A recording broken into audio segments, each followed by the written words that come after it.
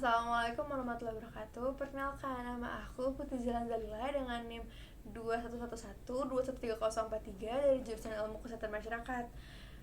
Nah, kali ini aku mau ngasih tahu kalian nih, apa sih peran sarjana kesehatan masyarakat untuk mengurangi masalah gizi di Indonesia, dan apa sih kontribusi sarjana kesehatan masyarakat dalam pembangunan negeri ini. Yang pertama, aku mau ngasih tau kalian dulu nih, apa sih yang dipelajari sama sarjana kesehatan masyarakat itu. Nah, sarjana kesehatan masyarakat akan mempelajari pencegahan dan pengobatan penyakit pada individu.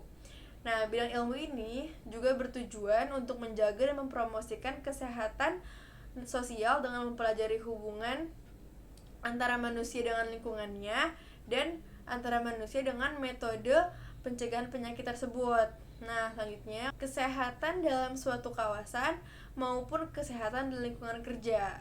Nah, pada bidang kesehatan masyarakat ini juga mempelajari tentang ilmu gizi, manajemen dan administrasi kesehatan, dan proses penyuluhan kesehatan masyarakat di Indonesia. Sarjana Kesehatan Masyarakat dilahirkan sebagai tenaga kesehatan khusus yang terfokus dalam upaya preventif dan promotif. Nah, sedikitnya 4 tahun Sarjana Kesehatan Masyarakat akan dibekali ilmu praktek langsung ke masyarakat untuk mencegah atau memberantas penyakit, meningkatkan efisiensi hidup di masyarakat melalui upaya kelompok-kelompok masyarakat yang terkoordinasi, perbaikan kesehatan lingkungan, dan melakukan pendidikan kesehatan untuk masyarakat atau perorangan melalui pemberdayaan masyarakat. Sehingga sarjana kesehatan masyarakat ini merupakan tenaga khusus yang secara fungsi bertanggung jawab terhadap seluruh masyarakat, baik yang sehat maupun yang sakit. Nah, selanjutnya aku mau kasih tau kalian nih, apa sih definisi dari kekurangan gizi. Kekurangan gizi atau malnutrisi merupakan gangguan kesehatan serius yang terjadi ketika tubuh tidak mendapatkan asupan nutrisi dalam jangka waktu yang lama. Nah, selanjutnya aku mau kasih tau kalian nih beberapa penyakit yang disebabkan oleh kekurangan gizi. Nah, yang pertama ini adalah apa? Stunting. Stunting merupakan masalah gizi kronis yang cukup serius di Indonesia karena sampai saat ini belum terkendalikan oleh pemerintah. Nah, kondisi stunting ini disebabkan oleh asupan gizi yang sangat kurang dalam jangka waktu yang lama. Nah, ada beberapa gejala dari stunting ini, ada 4. Yang pertama, posturnya lebih pendek dari anak seusianya. Yang kedua, proporsi tubuh cenderung normal, tapi anak tersebut tampak lebih muda atau lebih kecil dari anak seusianya. Nah, yang selanjutnya, yang ketiga adalah berat badan lebih sedikit dari anak seusianya. Dan yang terakhir adalah pertumbuhan tulang yang sangat tertunda. Nah, penyakit selanjutnya adalah kekurangan vitamin A atau KVA.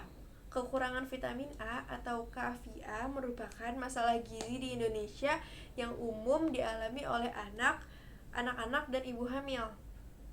Meskipun masalah ini tuh udah terkendali oleh pemerintah di Indonesia, tapi kekurangan vitamin A dapat berakibat fatal jika tidak segera ditangani. Nah, ya, penyakit yang ketiga adalah marasmus. Marasmus adalah penyakit akibat kekurangan protein dan kalori yang sangat parah. Penyakit marasmus ini umumnya terjadi pada anak-anak.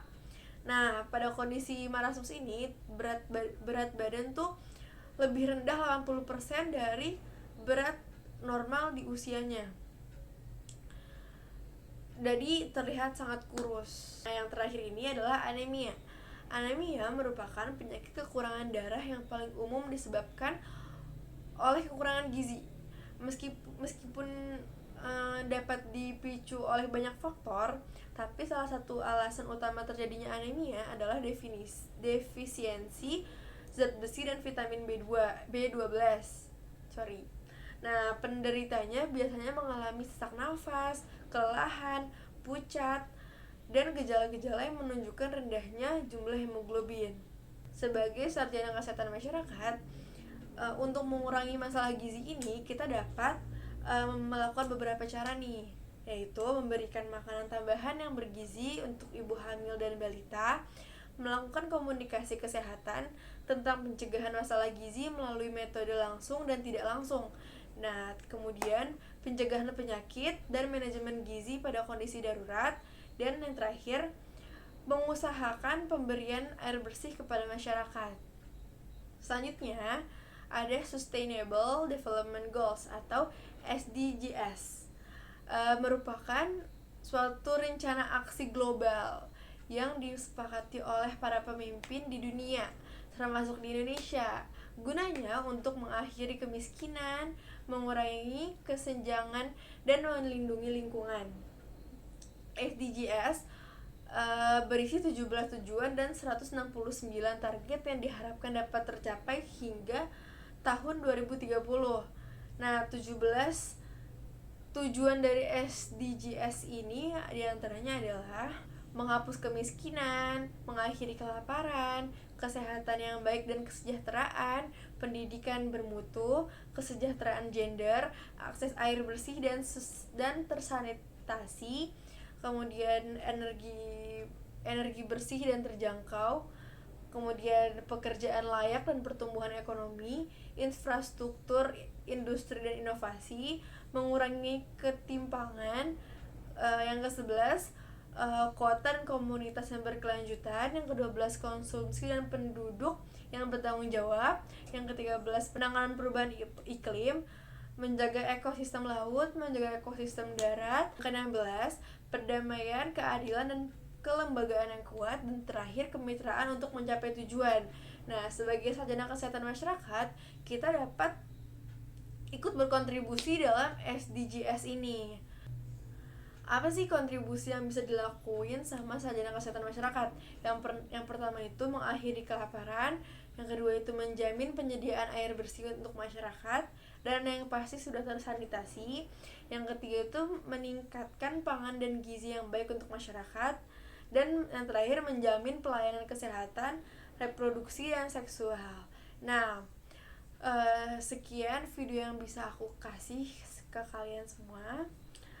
Kurang lebih yang mohon maaf. Wassalamualaikum warahmatullahi wabarakatuh.